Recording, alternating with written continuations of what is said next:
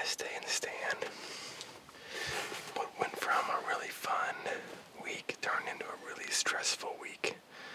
And we've seen some bears. We've got to interact with so much bears at close proximity, but just since the bear on Tuesday that I wanted to shoot never presented a shot. And now I entered into, okay, I'm ready to take a bear, and no bear has presented itself. So it's just been frustrating once you make that mental leap. Okay, I've finally seen the one that I want. It's a good bear. And then not to have it come and then go day after day after day, and everybody else in camp is tagged out.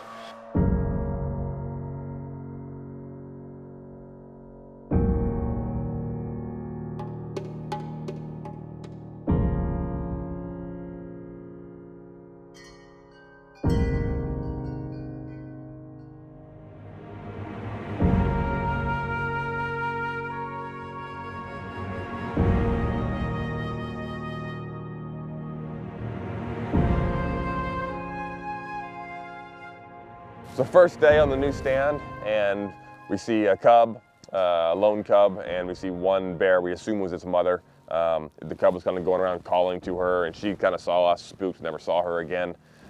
Then came back, and last day was then nerve-wracking. It's always kind of stressful when it's the last day, you haven't filled your tag. You know, I had a lot of goals. I had a goal of getting one with a recurve.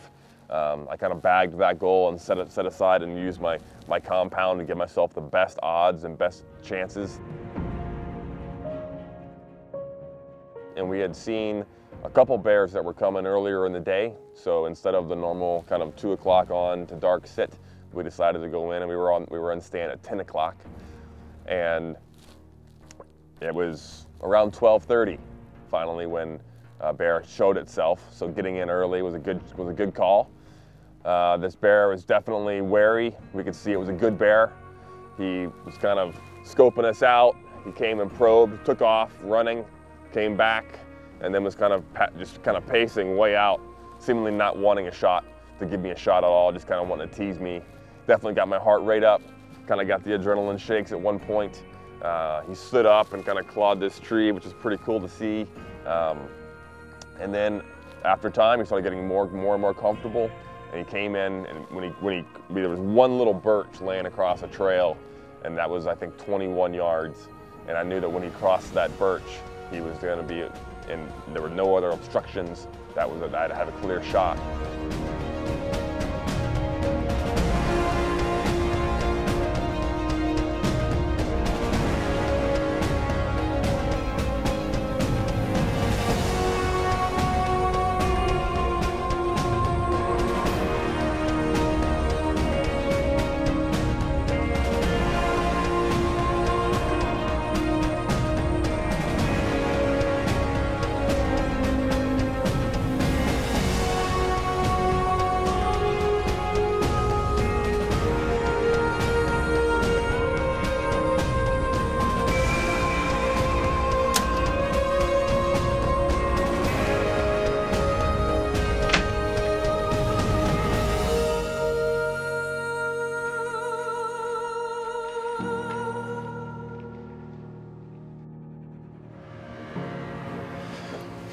Just had a big boar come in.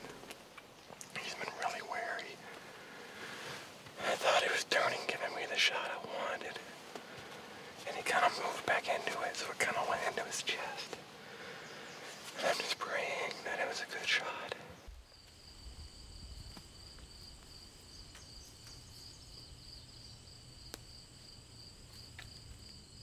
We have good heads, we have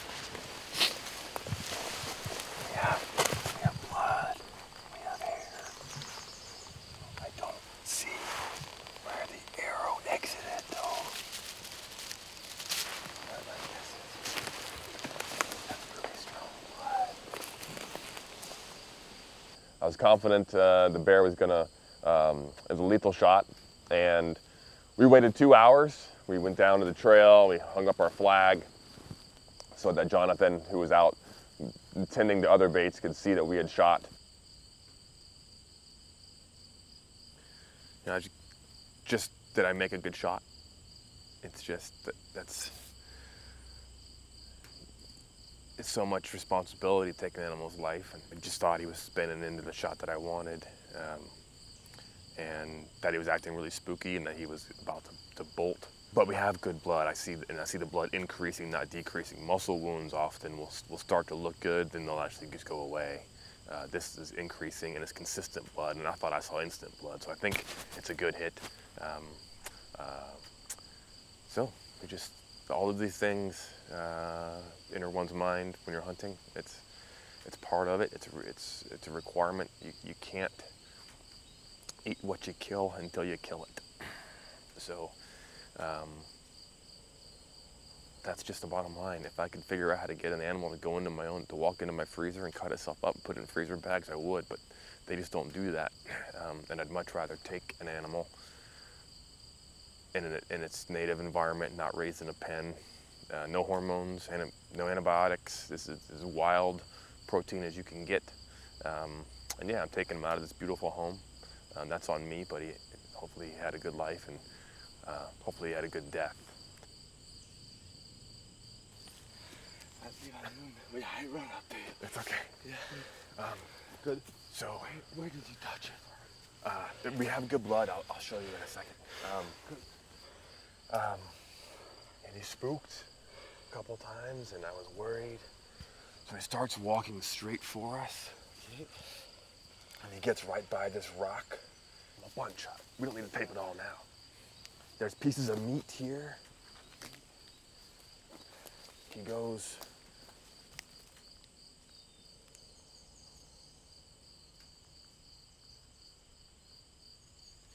So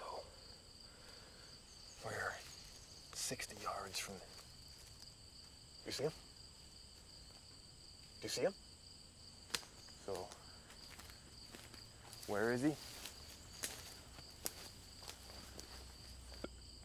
It was a bit of a relief. It was also a lot of stress. The bear required a finishing shot. It was only 60 yards from where it had been shot, but it's never a good experience when you know that animal didn't expire fast, and that responsibility was on me.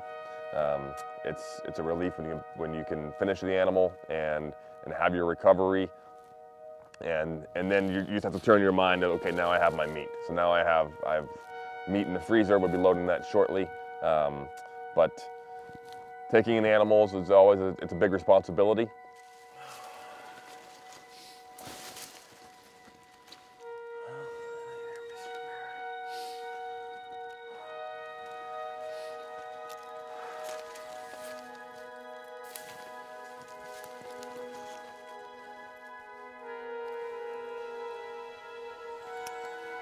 I do. For every life I take, there's a European ritual. It's called the Mitzenbissen. It's the last bite. So you'll see me doing this. You put a little sprig in their mouth and say a little prayer. Send them on to the next life. So thank you. Good job, my friend. Thank you. He's a big bear. Yeah, it's a big bear. These bears they're special animals. It's a tough guy. I hate it's a tough animal. Second arrow, but it did, and we'll get him recovered, and everybody will see him. So right now we're just gonna give him his last little moments here. We've recovered our bear here in Quebec. Gave it a few hours, and then he hadn't gone very far, and tracked him down.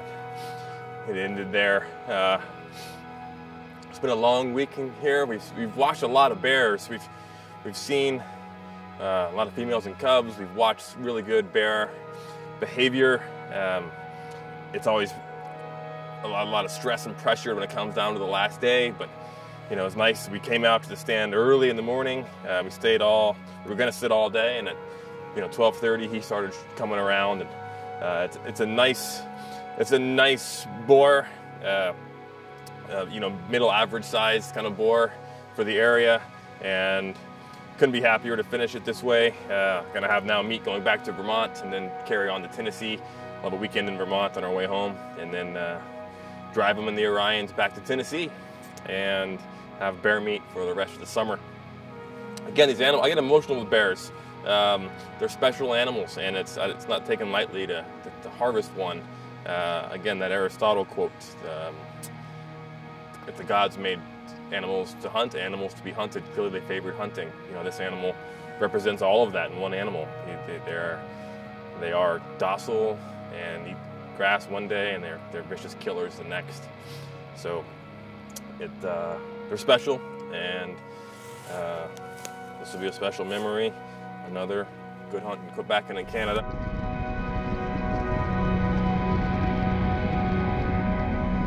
Congrats. Thank you. I've worked hard for your bear this week. Yeah. So many times in the blind and the tree stand. Gosh.